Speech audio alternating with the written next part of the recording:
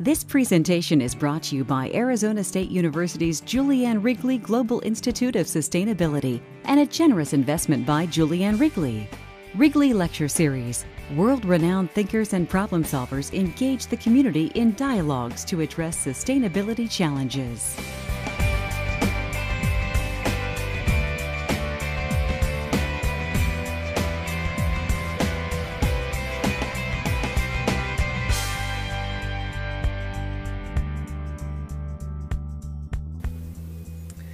I would like to get the evening, or I guess it's the evening. I think 5 o'clock can start as evening, late afternoon, evening, with the Wrigley Lecture.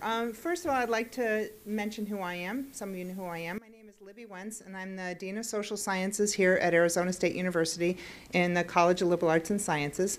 I'm also a professor in the School of Geographical Sciences and Urban Planning, and I'm also one of the senior sustainability scientists here at ASU. And it's really my pleasure to introduce to you, get this lecture series started. First of all, we've got a really impressive speaker, but we've also got a really impressive audience. We've got some really important people here, so I'm looking around, it's a pretty impressive group. The who's who, I think, is what somebody mentioned to me. I want to say a few words about the Wrigley Lecture Series. First of all, it's funded through the generous support of Julianne Wrigley, and the goal of it is really to bring world-renowned thinkers and problem solvers around issues of sustainability and really engage the community, engage the people who are in this room with important conversations about how we're thinking about strategies and thinking going forward. On how we select the Wrigley speakers, they are chosen by a committee of sustainability scientists, graduate and undergraduate students, as well as GEO staff members and faculty. Of course, the goal is to stimulate our efforts in research and education to ensure that our programs really meet the goals of our changing world. The Wrigley visitors offer much more than just the concluding remarks here. They've spent a considerable amount of time engaging with faculty, with students, and talking with people around the community to really try to stimulate ideas, stimulate thinking and problem solving. Our speaker this evening, Dr. James Hansen, will be introduced this evening by Mark Wilhelm, who is the Corporate Director for Sustainability and Climate Change Initiatives at Ameresco. I'm proud to say that he's also a master's graduate of ASU's College of Architecture and Environmental Design, so he is one of our alum. Mark is primarily responsible for bringing Dr. Hansen to the Valley for this event and several of the other important events this week. So I pass it to Mark for introducing our speaker. Thank you.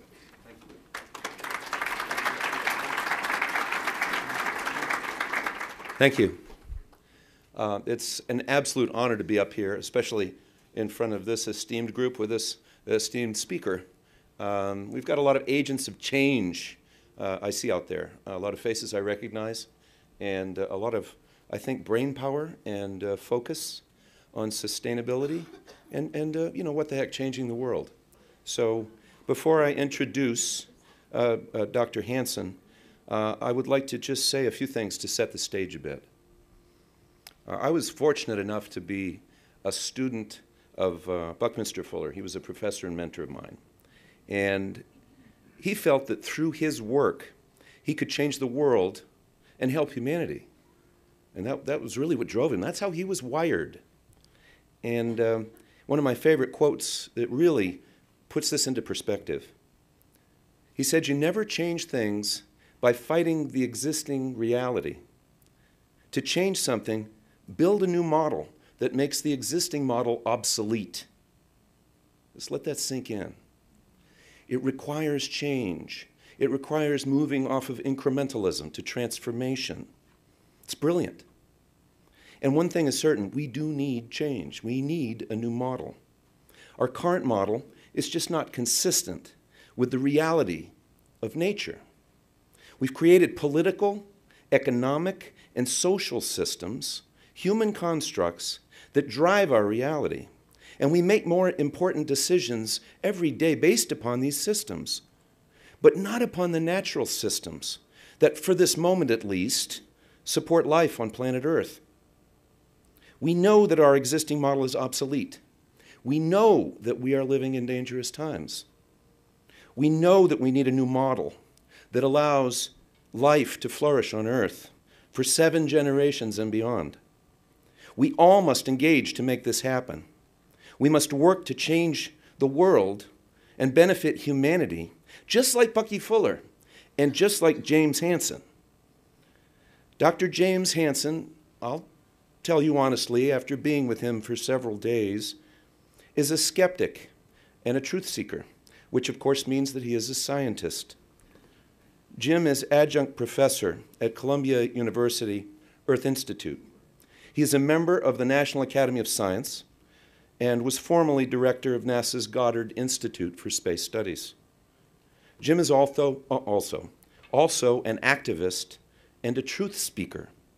He's rightly regarded as the father of international awareness of climate change. In fact, it was his landmark congressional testimony in the late 80s that raised awareness of global warming and helped to create generations of climate activists.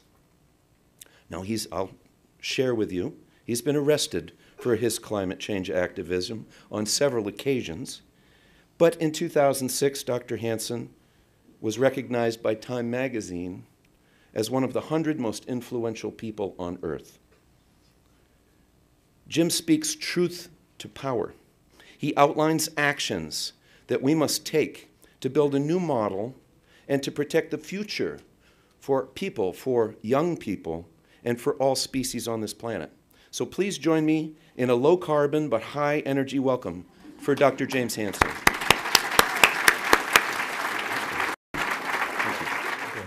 Thanks. Yeah, after that introduction, I have to point out that sitting over here is Wally Broecker, who is really the grandfather of global warming. And not just that, but just of understanding of the Earth system and Earth's climate system. But what I am trying to do is help young people understand not only what is at stake, but at the fact that it's not enough for you to tell political leaders that you want them, that this is an important problem and please solve it. Because I mean, you know, it had a chance when Obama was elected because, you know, he owed his election to young people. And unfortunately, frankly, nothing really significant has happened. We're still burning fossil fuels faster now than 8 years ago, a lot faster. And okay, but let me try to make the story a little clearer. And my wife complained the last time I gave a talk, she was in the audience, that you couldn't hear me because I speak softly. If you can't hear me in the back, say so, and I can use a different device. Okay, so there are, and you know, I want to end up optimistically because in fact this is a solvable problem with measures that make economic sense, but they're not being pursued. But the stakes are that we have 3 potential enormous injustices. One of them is the intergenerational injustices.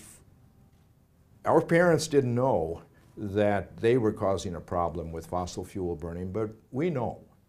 And the problem is that the climate system has great inertia. The ocean is 4 kilometers deep. The ice sheets are a few kilometers thick. They don't respond quickly as we apply forces. The warming that we will get from the gases already in the atmosphere is only about half of what will eventually occur if we let the ocean and ice sheets come to a new equilibrium. So the danger is that young people are going to inherit a situation where change is out of their control because of the amplifying feedbacks in the system. The north to south injustice, I have a paper that will be published next Wednesday in Environmental Research Letters in which we show that the change, it's called Regional Climate Change and National Responsibilities. And we show that the regional change is actually, there's a squirrel in the roof. Anyway, the point is that the nations at low latitudes did very little to cause the climate change, but they're the ones who are going to get the biggest impact. And then there's one species is potentially, is that a squirrel? Skateboard. Oh, a skateboard, okay. It's like a squirrel, but bigger. Okay. You know, the IPCC estimates that if we stay on business as usual by the end of this century, because of the combination of all the other stresses that humans are putting on species by taking over the planet, and the combination of that with shifting climate zones, could cause as much as 1/4 to 1/2 of the species to be committed to extinction. So that's a injustice. Now, so the bottom line is we have to reduce fossil fuel emissions rapidly. And that's actually possible. It actually makes economic sense. I'll try to make that case. But in fact, we're not taking the actions that would yield that result. So let me say a little bit about the two irreversible consequences, species extermination. You know, our poor kids, poor young people, this is a different, different situation than when us older people grew up. We could always look forward to a better situation than our parents had. Now we're kind of handing young people a situation where maybe they can maintain things, but there's a danger that things will really go downhill. Now there's also the possibility, you know, the title of my talk started out with the word energy. Energy is really important. That's what raised standard of living, because we discovered fossil fuels, which were very valuable for replacing slavery and providing each person with the power of multiple slaves, and we raised standard of living of a significant fraction of the world. And now the other fraction also wants to raise their standard of living. But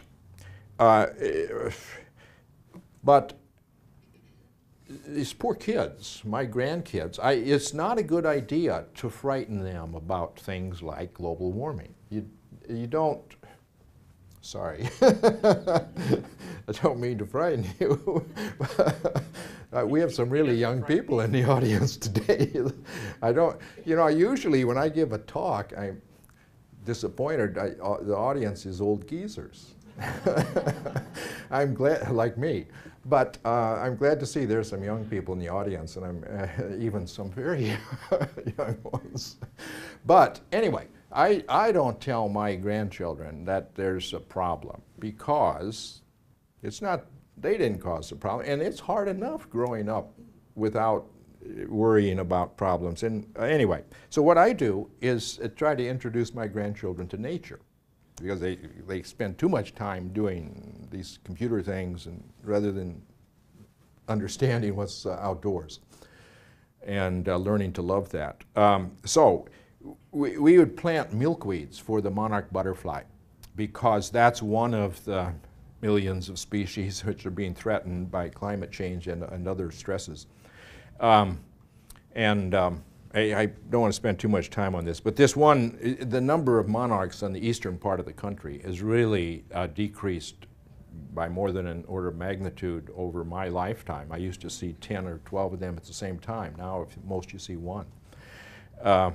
But this one broken-wing female hung around our yard for a few weeks, and she produced about 25 caterpillars, and here was one of the males that came out of the chrysalis. And then these butterflies, they're remarkable. You know, they summer in Canada, and they migrate all the way to the small mountainous area in central Mexico, where they winter.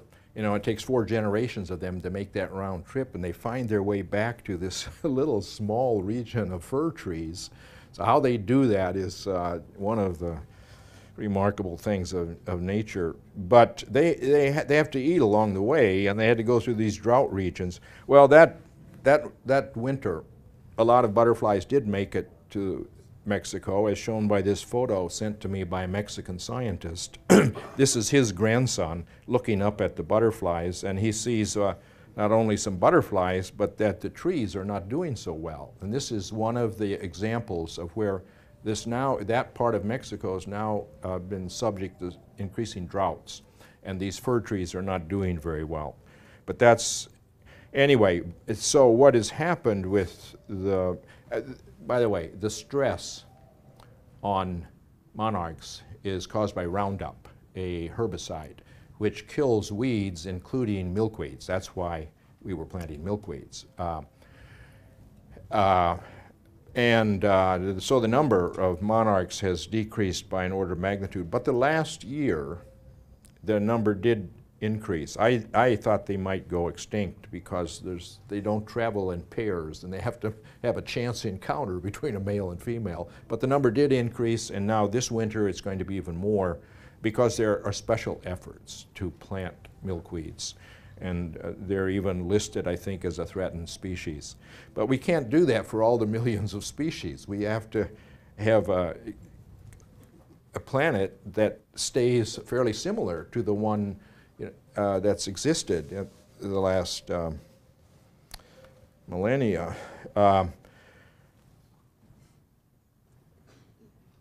Coral reefs are the rainforest of the ocean. There's more than 1 million species associated with coral reefs, and they are threatened by, again, multiple stresses, but they include warming of the ocean and also acidification of the ocean and some other things.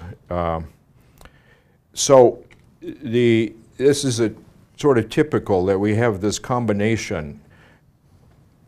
The rate at which we're pushing the system with the way we're pouring greenhouse gases into the atmosphere is more than a factor of 10 faster than any case we know about in the history of the Earth. So it's very unusual, and for the sake of those other species as well as ourselves, we're going to need to actually reduce the rate of emissions and actually the amount of CO2 in the atmosphere. But now let's say a little bit about the other thing that's irreversible on any time scale that humans would care about, and that's ice sheet disintegration. It takes thousands of years for ice sheets to build up from snowfall. So, and the basic problem is the ocean is getting warmer, and that melts the ice shelves, and the ice shelves are the tongues of ice that come out from the ice sheets into the ocean. And as those melt, those buttress the ice sheets on land. So if those melt, then the ice sheets can discharge ice to the ocean more rapidly.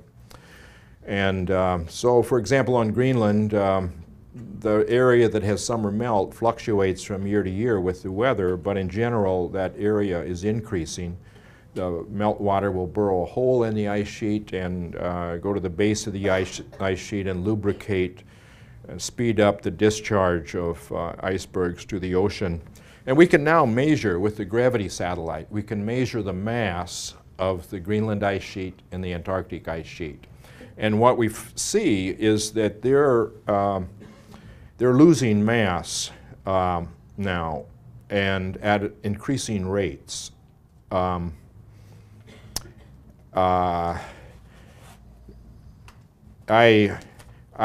think this is a very nonlinear problem. So I think I'm afraid that this mass loss is going to be better characterized by a doubling rate rather than by a linear rate of change. We know from the Earth's history that when ice sheets collapse, you can get meter or multimeter sea level rise in a century with forcings that were much weaker than what humans are applying to this system.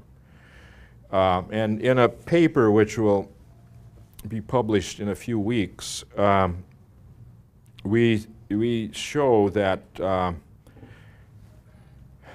a mechanism which Wally Broker suggested a few decades ago, namely the effect of fresh water injected onto the surface of not only the North Atlantic, where Wally focused on that, but also the Southern Ocean. When you put this lens of fresh water on the ocean, it makes the ocean column more stable. So the usual overturning circulation, the North Atlantic deep water formation, in the winter, when it's coldest and the salty ocean water normally can get cold and dense enough that it'll sink in the North Atlantic down to a depth of a couple of kilometers, and in the Southern Ocean all the way to the ocean bottom.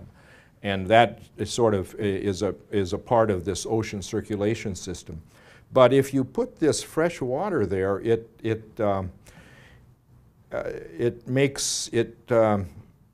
begins to stop that sinking. And we're already, so in our model, here's our model in a few decades, is when it's really reached a point where the North Atlantic has gotten cold, and the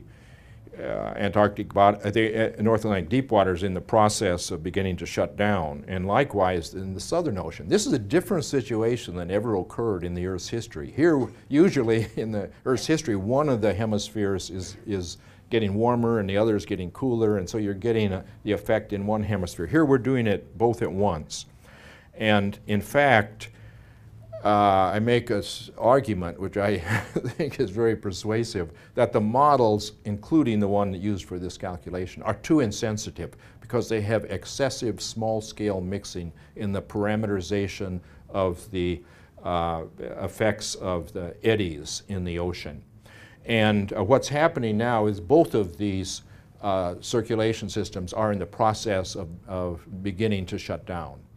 And in fact, we can even see effects of that. That's the reason, not only for cooling southeast of Greenland, but for warming along the east coast of the United States, where the temperature has been about 3 degrees Celsius above normal. That's the reason when the Hurricane Sandy came up the east coast, it stayed hurricane all the way to New York City because it could get its energy from that very warm ocean, which provides the fuel for tropical storms. And this even has an influence on things like the big snowstorms, where we get 2 or 3 feet of snow, because the Atlantic is so warm, it's providing the moisture for those snowstorms. And then we get the cold air from the Arctic. But anyway, so sea level is beginning to go up faster, and it's doubled a couple of times in the last century. But now that the ice sheets are beginning to contribute to this, I think it's likely to begin to go even faster. And we know from the Earth's history that the last time it was warmer than today, it was about, the peak of the last interglacial was about 2 degrees, at most 2 degrees warmer than the pre-industrial, which means 1 degree warmer than today. And sea level reached a peak of probably 6 to 8 meters higher than today. And so, you know, and that's, you have to remember that more than half of the largest cities in the world are located on coastlines. The economic implications of multi-meter sea level rise, you know, be incalculable. The cities on the coastlines would become dysfunctional, most of them. And even though parts of them would be sticking out of the water. China has 350 million people living near sea level. There are also practical effects of increasing climate extremes. This bell curve shows this, the seasonal average climate fluctuates from year to year and forms a bell curve about,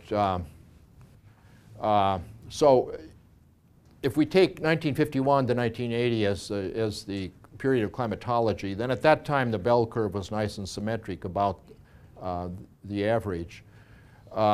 But that bell curve is shifting to the right as the planet gets warmer. And now this is for northern hemisphere land in the summer. And now the extremes, 3 standard deviation extremes that almost never occurred 50 years ago, now occur more than 10% of the time. In winter, the shift is not as much, and it depends on where you are. In our paper next week, we will show that in the United States, it's about a 1 standard deviation shift. So if you're old as I am, you should notice that the summers tend to be warmer than they were 50 years ago. It's hard to see the change in winter. It's only half a standard deviation shift. But it depends on where you are. China, it's 1.4 standard deviations and about 1 standard deviation in the winter. And in the Mediterranean and Middle East, in the summer, it is 2.5 standard deviations, so that every summer is warmer than it used to be. And it's beginning to get uncomfortable in the summer in those regions. And likewise in the tropics, in Africa or Southeast Asia, every season, all year round, the shift is about 2 standard deviations. And this has an effect on the ability to work outdoors. There's a noticeable impact. So the agricultural jobs and construction jobs, more than half of the employment is outdoor jobs. So it's these parts of the world are getting a significant impact already. There's a lot of papers published in just the last few years looking at the impacts of these higher temperatures on conflicts and violence, showing that, as you might guess, it gets really hot. People are apparently not in a good mood, and there tends the interpersonal. There's evidence. This is just empirical data. There's no physical law for this, but 4% per standard deviation increase, and between groups and nations, a 14% increase. So we really don't. And what we felt so far, this is for a period in which the global average temperature increased 0.6 of a degree. So a 2 degrees Celsius warming would mean it's 3 times larger, and those standard deviations, instead of being 2, will be 6 standard deviations. So even for this kind of thing, you really don't want to have a lot more global warming. But this increasing extreme summer heat does have consequences, including the impacts on fires. We can see there are other factors involved in this, but it's one of the contributing factors. And because a warmer atmosphere holds more water vapor, when you do get rain, the times and places where you get it, tends to be more extreme events. So the 100-year flood now occurs more often than once a century. And storms. I mentioned Sandy, which caused a lot of damage on the East Coast. And anyway, I want to get to other parts of my talk, so I go over that quickly. But the bottom line is, I've been showing this bar graph for 6 or 8 years and saying, we've only burned a small fraction of the fossil fuels. We burned the purple part of oil, gas, and coal. And then there's this unconventional stuff, which means fracking to get oil and fracking to get gas and tar sands, things like that, which it doesn't make any sense to even be pursuing them because we can't afford, we can only afford to put a small fraction of the remaining fossil fuels into the air. The science is clear on that. But it wasn't until Bill McKibben wrote an article in Rolling Stone when he said most of this oil company's oil in the ground is actually not burnable. And then he said it in a way that people finally understood it. But still, there's no actions being taken to achieve that, what's needed. The problem is that energy is very useful, and people want to raise their standard of living, including places like India and China, and they have every right to do that. We in the United States burned more than a quarter. We're responsible for more than a quarter of the increase in CO2 in the atmosphere. And Europe is responsible for more than a quarter. China for 10%, even though China is now the biggest emitter.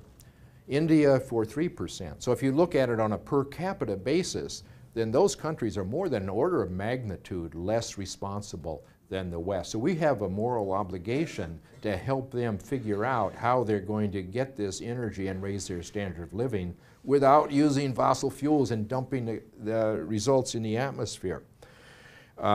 So the problem is that the fossil fuels do not include the cost to society. The effect, the air pollution and water pollution, even if you just included that, the health effects of that, it would raise the price of the fossil fuels significantly. And the climate effects are going to add the biggest cost, but those are free. These fossil fuel companies are able to use the atmosphere as a free dump for their waste. So I argue that the way to do this, to solve the problem, is to collect a fee from the fossil fuel companies. Collect it at the source, at the domestic mine or the port of entry. That's very easy. There are only a small number of sources. And that money should be given to the public, give an equal amount to each legal resident of the country. That way the person who does better than average in limiting their fossil fuel use will make money. And it's a big incentive for them to pay attention to their carbon footprint. And it's a big incentive for entrepreneurs to develop clean energies and energy efficiency. And as that fee rises over time, you can phase down fossil fuel use. If it's $10 a ton and goes up $10 each year, at the end of 10 years, it's $100 a ton, and that's $1 a gallon on gasoline. So the public isn't going to let that happen if you're giving the money to the government to make the government bigger. You've got to give the money to the public. And I've talked with conservatives and liberals, and they both like this idea. You know, Barbara Boxer likes it, and Bernie Sanders. So they said, oh, they introduced a bill. We'll do this fee and dividend, but we're only going to give 60% of the money to the public. They want the other 40% for their social programs. But if you do that, then most people are losing money, are going to be paying more in increased prices than they get in their dividend. And you know, I've talked with Grover Norquist. And you know, the smart conservatives know that if they continue to pretend that climate change is a hoax, that it will come back to bite them big time. And the Democrats will then get to impose regulations and add taxes and everything that conservatives fear. So what do the conservatives, they say, yeah, we should have a carbon tax, and we will reduce some of these other nasty taxes. Certain taxes they don't like, but that isn't going to work, because then the public, they'll see the price of gasoline going up, and they won't allow that to continue to go up. So neither one of them. That's why I'm beginning to say we have to have a third party. But there's another possible solution I'll get to. Anyway, that's you know, for example, I say $1 a gallon, but by that time, right now, our fossil fuel use at $100 a ton is $600 billion per year. That's a hell of a lot of money. But what the economic studies show, that if you had that fee, by the end of 10 years, emissions would be 30% less. And so the dividend, so if it was $600 billion, that's $2,000 for every legal resident. But actually it'll be $1,500 because the emissions, the use will go down 30%. And in the process. The economic studies show this spurs the economy.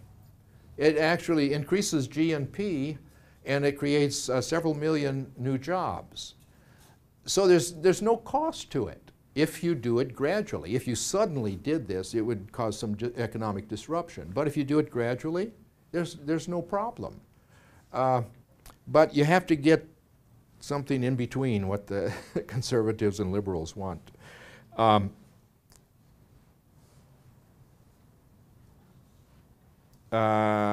was going to say something else, but let's. And this, you know, this is the only viable international approach. What do they talk about at Paris? This is a total fraud.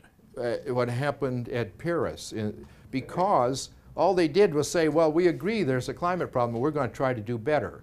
Meanwhile, the cost of fossil fuels is cheaper than ever. And you know damn well that they're just going to keep burning them. You have to make the price increase to reflect its cost to society. If you don't do that, and how can you do that with the approach that they're proposing? They're still talking the way they did in 1997. Let's have a cap on each country. And now they're not even requiring that they meet a cap. They're just saying, please tell us what your cap is going to be. and if you don't meet it, okay. But and you know, frankly, it's just as well that they didn't talk about a real solution at Paris, because you're not going to reach a solution with 190 nations sitting around a table. What you need is 2 nations, and the nations are China and the United States. And if they agree that they will both have a carbon fee, then it's easy to make it near global, because they would say, we're going to put a border duty on products from countries that don't have an equivalent carbon fee. And furthermore, we're going to give a rebate to our manufacturers who are shipping products to countries that do not have a carbon fee. And then that's such a huge incentive for all the other countries to have their own fee, so they can collect the money themselves rather than have us collect it at the borders. So that's the only way you're going to get a rapid reductions in emissions, I think. Now, fortunately, there's an organization, Citizens Climate Lobby, that has begun advocating exactly this policy, a carbon fee and dividend at this rate that I mentioned. And they've been growing rapidly, almost doubling in size for the last few years. And they, mostly old geezers, but that's okay. That's what's missing. The young people are what is missing. You know, it's not good enough to protest against a pipeline or something. We actually have to get policies that will solve the global problem. And so what CCL does is write letters to the editor, and they visit Congress people. They visited every congressperson and every senator, or at least their office. If the senator won't talk to them, they talk to the staffers. And they come back each year, and they're making progress. They're beginning to be recognized in Washington. And in fact, just a few weeks ago, one of these 265 chapters managed to get Florida representatives, a Democrat and a Republican, to form what they call the Climate Solutions Caucus. And as the Republican representative said, you know, there are people, other members of his party coming to him and saying that, you know, they don't want to be on the hoax side. They know that climate change is real, and they want to be part of solutions. So I think there's some movement in that direction, but it has to get a lot bigger. Oh, this is where he says more Republicans are coming around to our side, but you know, it has to happen pretty quickly. So what happened in Paris? The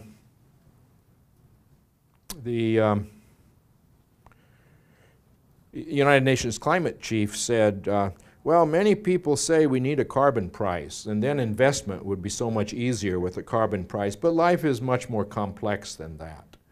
Well, there's nothing simpler than a simple carbon fee. And you know, you're not getting anywhere if all you do is talk about cap and trade. You know, cap and trade, which is what, unfortunately, not only Kyoto Protocol, but still the European Union is stuck on this. Even though they tried it, it failed. It did very little.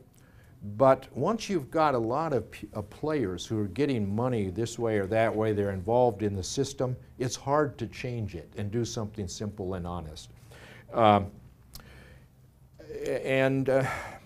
know, I got to Jerry Brown too late. They had already decided they're going to do a cap and trade system. Well, okay, we really need somebody to do an example of a carbon fee rather than this.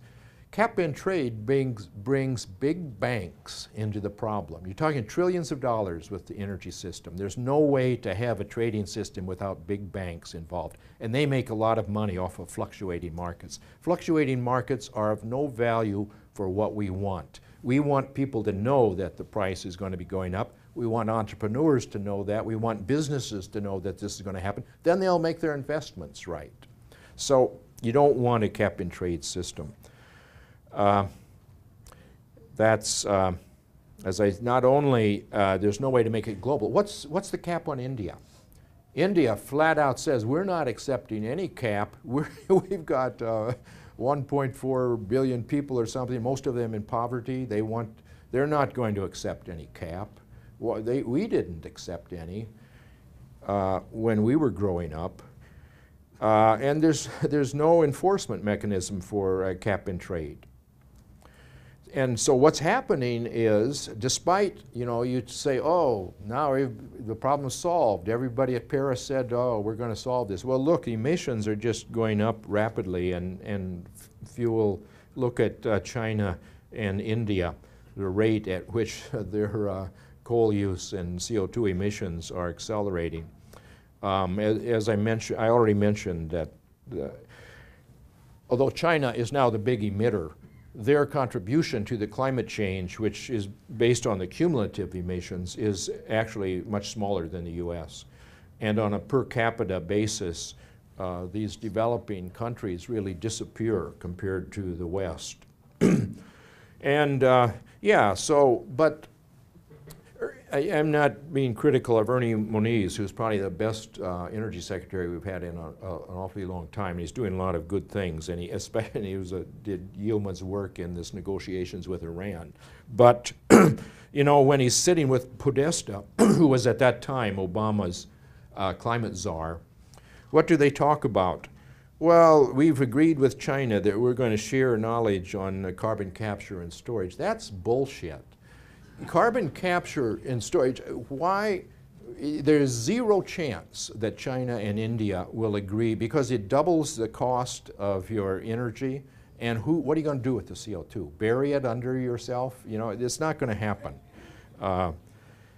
So anyway, well, so I want to say just a little bit about, you see, I think there's no way for India and China to phase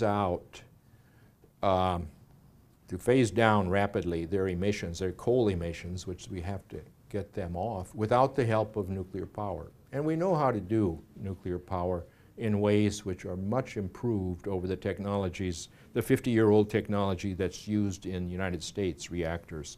And the one country that quickly, completely decarbonized its electricity was Sweden. They did it by building 9 nuclear power plants and combining that with their hydropower. And then that's what you have to do. If you decarbonize electricity, the problem is actually solvable because you can make liquid fuels from energy, from electricity. But what did we do?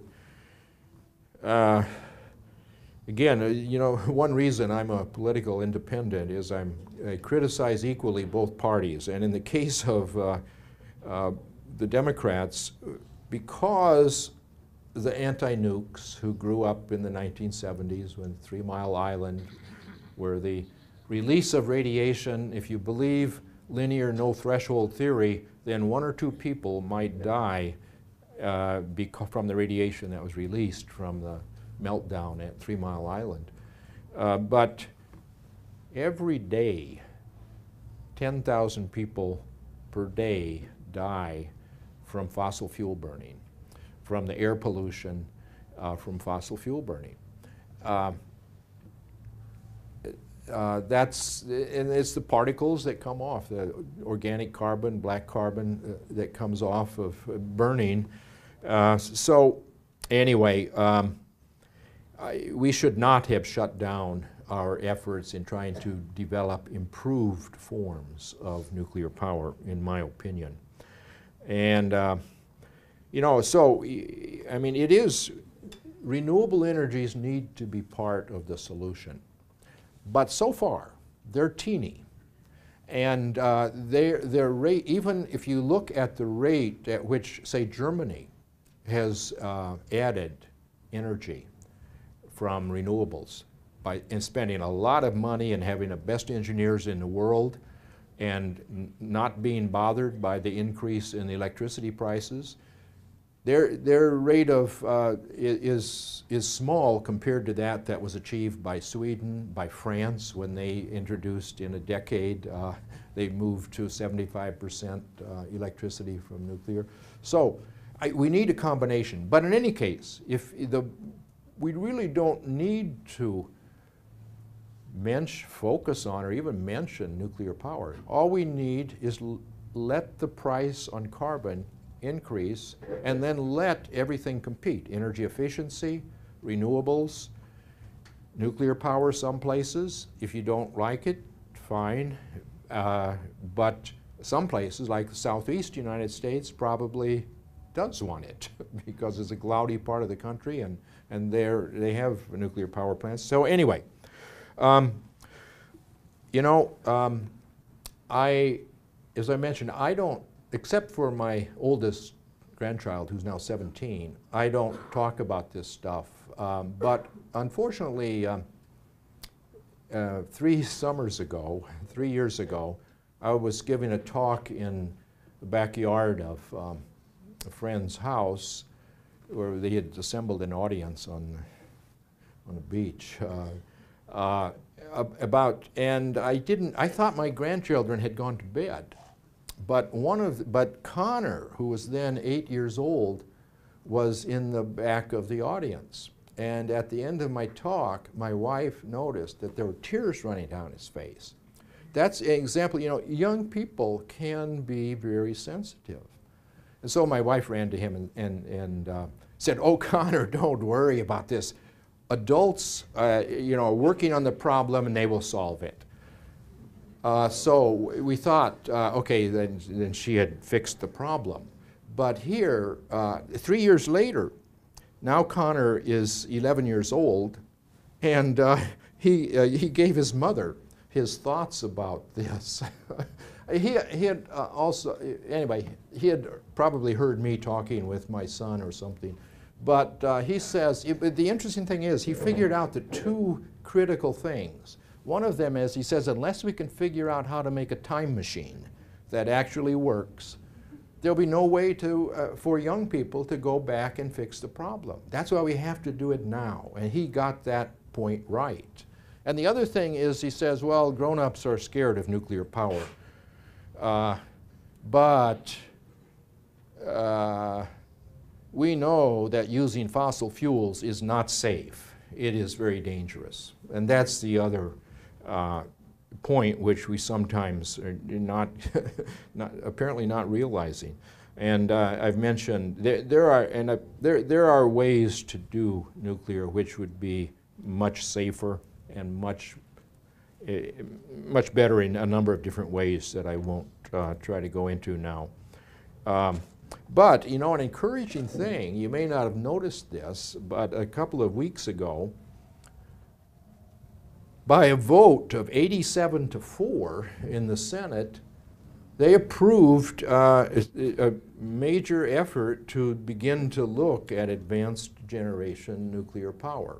So we did get, believe it or not, Democrats and Republicans agreeing on something which I think is really important. You know, I organized a workshop in China a couple of months ago with climate scientists and nuclear scientists, and it just clear to me still that the top most innovative people are still in the U.S. You know, we have the best universities and we have free thought, and it seems to be extremely important. Not that China's doing a good job, but we should work with them, because and India are both, they're determined to replace their coal burning with nuclear power, but they want to make sure it's safe, and we should stop withholding our best technology from them. They're not our enemy. China's not going to bomb their customers, you know. So anyway, so there's one other thing that I think will be helpful, and that is we filed a lawsuit against the federal government for not protecting the rights of young people and future generations. I wrote an article. Am I running out of time? How am I doing? You're doing well. You have 10 minutes. Okay. So about 2006, I wrote an article, "The Threat to the Planet," in the New York Review of Books. And the legal scholar at the University of Oregon, Mary Wood, called me after reading it and suggested that we work together to try to use the legal rights of young people to force the government to come up with a plan that would actually reduce emissions rapidly. And well, her scholarship was based mainly on the trust concept, the belief that some things are held in trust by the current generation for future generations. That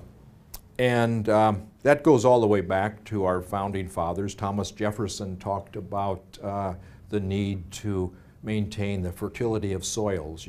We should not deplete the soils for the next generation.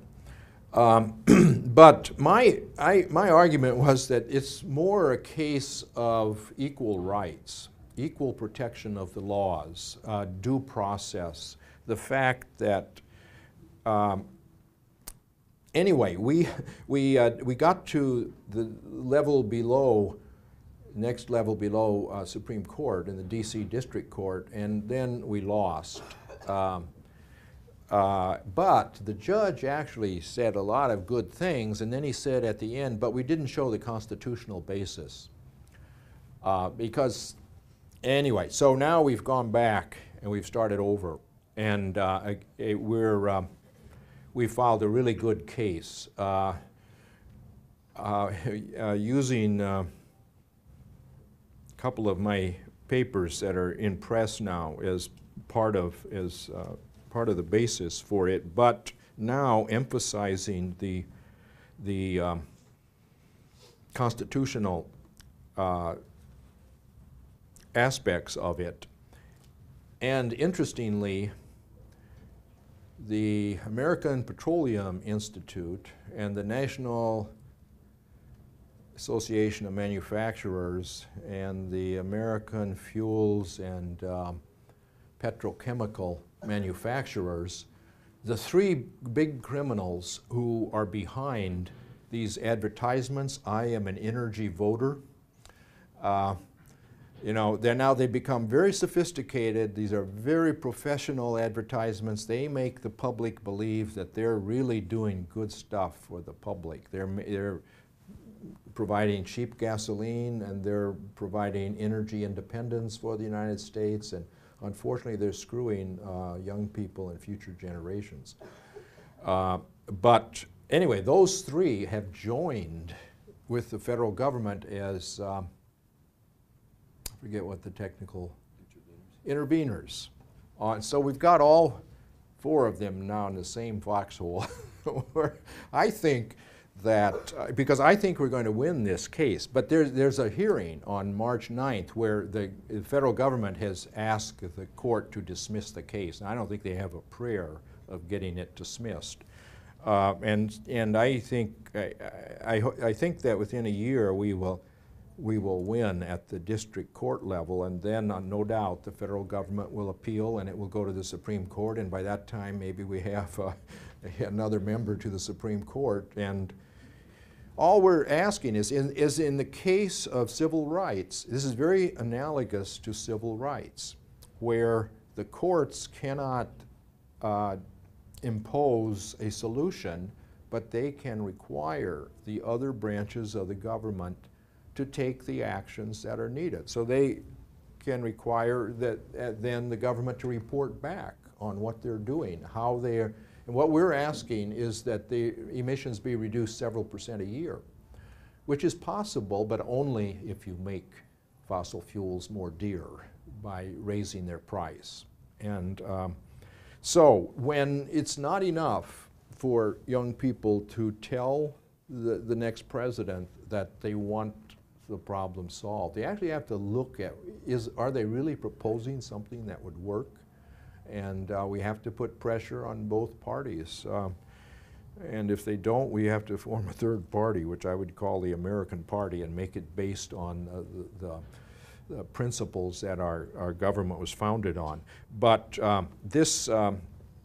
what else did I want to say? Well, I think I already mentioned that it's based on the equal protection. Okay, so I will finish. I think this is my last one. Yeah. So I think I'll stop and we can have some discussion. Maybe that's as well. Okay.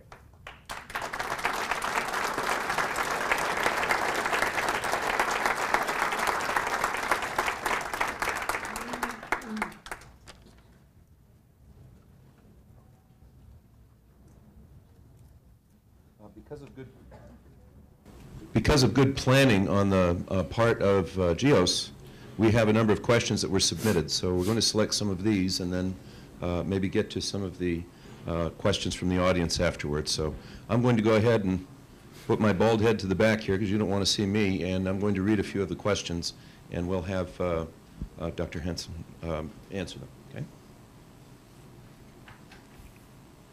You've taken a strong position on using civil disobedience to further your cause. Does this action no longer place you as an unbiased scientist in search of the truth, no matter where it leads you? You know, I'm writing a book which is titled In Search of Truth.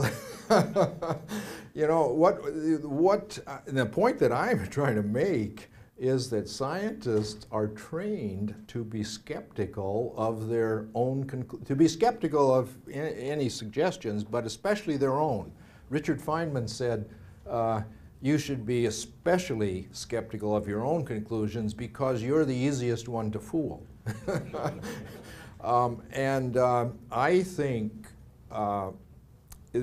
the problem has been, on the contrary, that I don't think that getting arrested has anything to do with it, but I think the problem is our political leaders don't want scientists to draw conclusions all the way to the end of the story.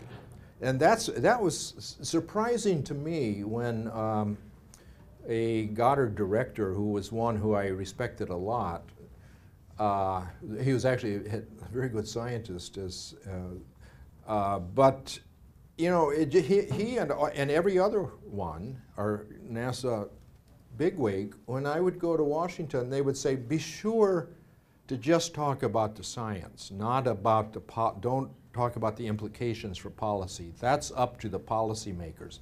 Well, I think that's baloney. I think the scientists are trained to think about complex problems.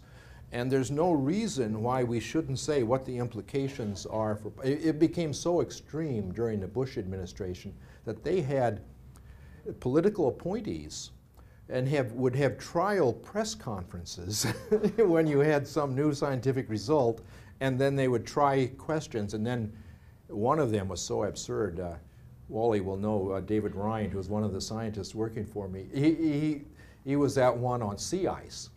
And the question was asked, well, is there anything you can do to stop this melting of sea ice in the Arctic? And he said, well, you could reduce the emissions of greenhouse gases. And the political guy said, no, you cannot talk about that. That's policy. You know, I mean, anyway. So I think that scientists are trained to try to understand the truth, and I don't see that getting arrested was simply. I got dragged into that, by the way, by young people the first time. Once I got arrested once, then some others followed. But the first time was at mountaintop removal at Cold River Mountain in West Virginia. I'd given a talk at Virginia Tech.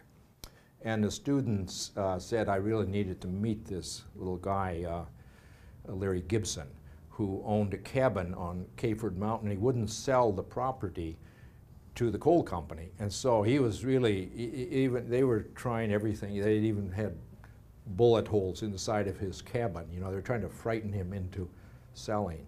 But anyway, I ended up getting arrested at a protest on this mountaintop removal, and I don't see that it has any effect on my scientific opinion. Worldwide, indigenous populations are disproportionately impacted by climate change. Many of the indigenous groups attended the Paris summit, yet their voices were not heard loud and clear, especially populations from the Amazon, where deforestation is a huge concern. How can we address issues impacting indigenous people? Yeah. You know, at Paris, what was the response of the politicians at Paris? It was, oh yeah, well, we not only agree there's a problem, but we're going to get, we're going to tighten it even further. We're going to have not only try to keep warming below 2 degrees Celsius, we're going to have a goal of keeping it below 1.5 degrees Celsius. But this was like somebody said, well, I know I'm overweight, and so I'm going to have a goal of losing 40 pounds. And then he goes for a while and he doesn't lose any weight, but then he says, okay, now he actually gets heavier. And he says, okay, now it's really a problem. I've agreed I'm going to have a goal now of losing 50 pounds. And to celebrate that, I'm going to have a pizza and a gallon of ice cream. Because we're just emitting faster and faster. So these goals don't mean anything if you don't have any policy to bring things down. But that applies to everybody, not just indigenous people.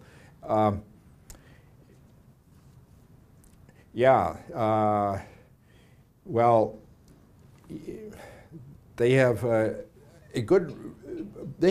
way to help with this problem by pulling on people's heartstrings, because we are doing things like causing some of these islands in the Pacific are going to disappear, and these people, and you know, Australia and New Zealand say we don't want these guys. You know, even though Australia has got the same emissions per capita as the United States, but they don't even want to take the refugees. By the way, one important point I didn't mention is that this the refugee problem this is a little example that we have this last year. That's just small potatoes compared to what's going to happen if those latitudes continue to get hotter.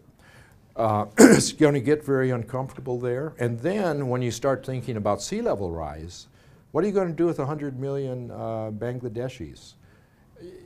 So the potential for the planet becoming ungovernable is there.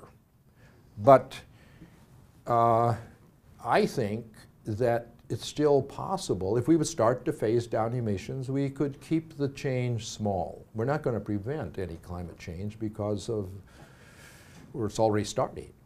But anyway, I don't have a very good answer for indigenous people other than they're just part of the problem. They're like the other species, you know, we got to pay attention to everything. Well, in an effort to poke the wound a little bit, in light of the unsatisfactory results of COP21, we didn't really get much. We got complacency in a sense, an agreement, in your opinion, but not a lot of action, not pricing. What channels and what actions do you think people should take to help us be more effective in implementing climate change? Yeah, what was what was wrong about the Paris was them standing up and pretending they had done something, because that gives the impression to the public that, oh, now the problem's being solved, when it isn't. So what we have to do is is what I've already talked about. If you, you know, it sounds like I keep repeating the same thing, but it is as clear as the law of gravity. If the price of fossil fuels appears to be the cheapest energy, then they will continue to be burned. Even if some people take steps to reduce their use, one effect of that is to make the fuel less dear and its price even lower so somebody else can burn it.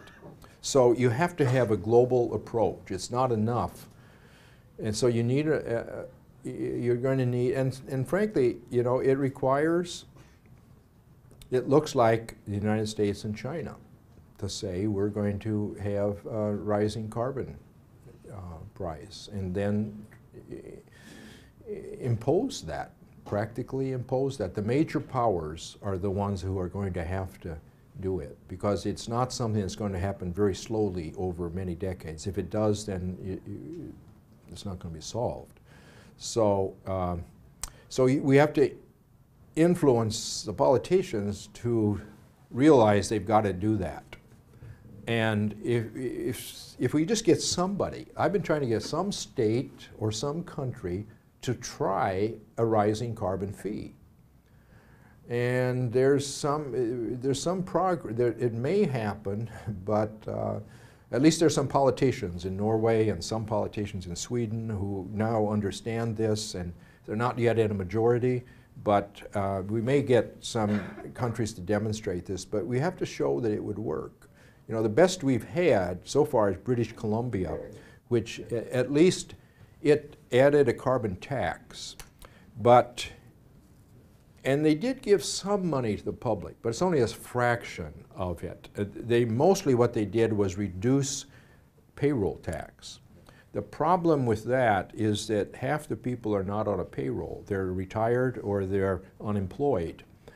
And also, of course, so there's not a push for it to continue, because what happens is if you add a carbon tax and then reduce some other tax, people soon forget about this other one being reduced, and they don't like the carbon tax. So they don't like to see it continue to get larger. So that's why I think you have to tie it directly to a rebate to the public. Another political effort. President Obama negotiated a climate deal with China that allows them to build coal plants unabated until 2030 while he continues to wage war on the U.S. coal industry. The president's actions help to lower the global price of coal, which allows China a competitive advantage. What's your take on this? You know, Obama's approach, you know, was going to do very little, even if it hadn't been stopped,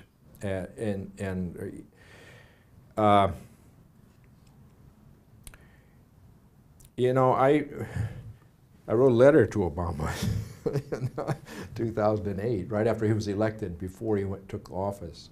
But I couldn't get John Holdren to deliver it. He was picked to be the science advisor.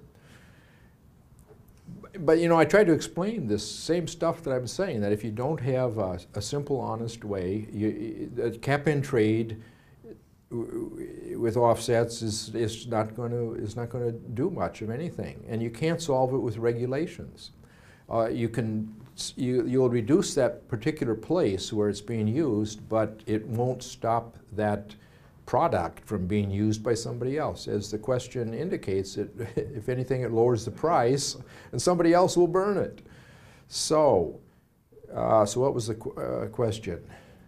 Well, it was what's your take on it, and it's a frustration, I think. Well, yeah, it's the frustration is that the actual solution would not be painful, but then you know, Obama, I don't know. It's when he had 70% approval and control of the House and the Senate, I think he could have, if he had given this priority, and given that it is so important for many reasons, for energy independence and for national security, and we wouldn't have to be protecting a supply line from the Middle East if we begin to phase out fossil fuels. So he should have given it priority, and I think, but on the other hand, some people in the other party were just so nasty. They were determined not to cooperate with him on anything, no matter what. And that's why if we have that problem, then we need a third party or something. But I think there are enough people who have their heads screwed on straight that we could get a compromise, but they need to sit down and talk to each other. Another political question, then I'll jump into a couple technical ones. Do you think that the influential climate deniers, both politicians, individuals, corporations, who've willfully created doubt and uncertainty about climate change and seriously delayed means of dealing with it, be complicit to crimes against humanity and be tried in the International Court of Justice in The Hague? Yeah, I actually, when I testified to Congress once, I accused them of being guilty of crimes against humanity. And now, you know, what's happening now is they're getting more sophisticated. So ExxonMobil now says, oh, we should have an $85 a ton tax on carbon. You know, and that's what the economists say we need. Well, but they know very well if they simply tax, it's not going to happen. So they've covered their behind. But what are they doing meanwhile? They're one of the funders of American Petroleum Institute, which is fighting, which is giving all these sophisticated advertisements to keep us on fossil fuels. And they're also intervening in our legal case against the federal government. So they're now doing things in a way which you can't take them to court and try them for crimes against humanity. They're getting too sophisticated. But yeah, I think they're guilty. And you know, 15 years ago, I was writing a letter to draw attention to the fact that ExxonMobil was funding an organization to change textbooks, to call into question the reality of human-made climate change. So that's an example of where and there's evidence for them doing that. So there are some cases now they're beginning to work on to try ExxonMobil. A couple of technical questions. Yeah, we have 10 past. We have 15 minutes? No, it's Till 6:15, okay. We have just about one more question. Let's see which one. How about from the audience? How about from the audience? Okay. Let's go for one. Thank you. So with your fee and dividend idea and with the products coming in from overseas countries that may not comply with reducing their carbon emissions, you were suggesting that there would be a fee on those products? A border duty, yeah. Right, right. Would the country that is being slapped with that fee then have a recourse to come after the United States government because of the trade policy, the trade pacts that are being implemented? Let's first ignore the trade pacts that are being talked about now. The World Trade Organization has had comparable situations, and as long as the duty is equivalent to what is imposed on the manufacturers within your own country, then it will be approved. It should be okay, and frankly, the rules will be determined by the major economic players rather than some international organization. But we do have to beware of these trade agreements, which are complex, but the fossil fuel industry has got their oar in this. Is trying to influence those agreements in ways which allow them to continue their practices. So it's something that we have to pay attention to and not allow the politicians to cave in to the fossil fuel industry.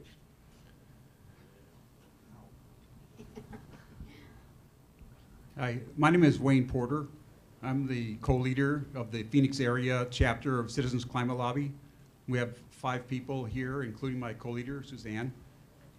And I've been putting an announcement in the GEOS Sustainability Digest for over a year.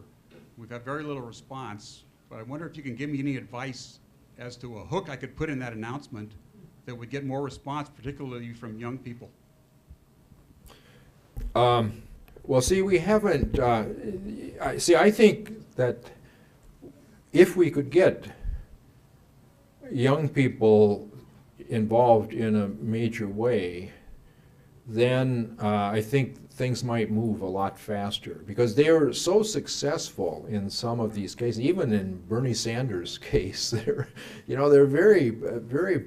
I'm from Iowa, and I saw what happened in 2008 when the pundits said Hillary had the thing locked up. Well, there were young people knocking on doors in all 99 counties, and they turned the tide for Barack Obama. So young people have enormous potential, clout, and if we can just get that harnessed somehow, it's not. But that's why I say, as I started my talk, the young people need to understand what is needed and not just assume that when a leader says, okay, I get it, I understand you want us to work on it. You actually have to look what he's doing, not just that he's said that. But I don't really know how to make that marriage work.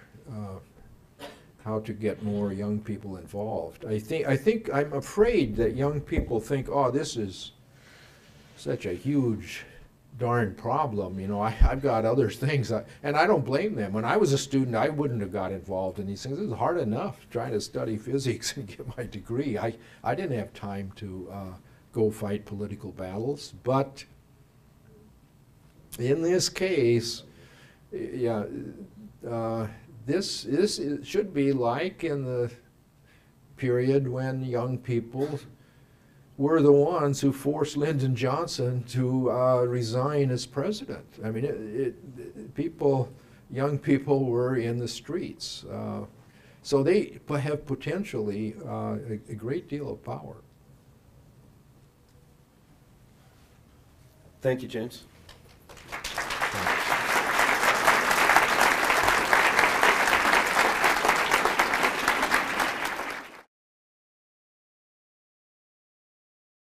This presentation is brought to you by Arizona State University's Julianne Wrigley Global Institute of Sustainability for educational and non-commercial use only.